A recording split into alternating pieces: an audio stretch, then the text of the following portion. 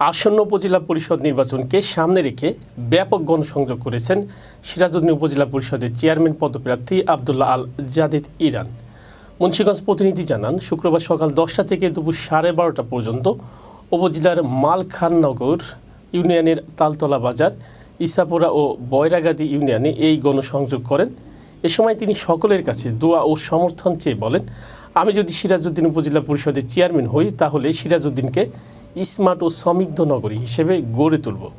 সবাই আমার পাশে থাকবেন। গণসংযোগে উপস্থিত ছিলেন আলী আকবর চৌধুরী, মোতালেব মুন্সি, মোহাম্মদ জয়নাল মিয়া, ইসাপুরা ইউপি সদস্য আলতাফ হোসেন এবং স্থানীয় গণ্যমান্য ব্যক্তিবর্গ।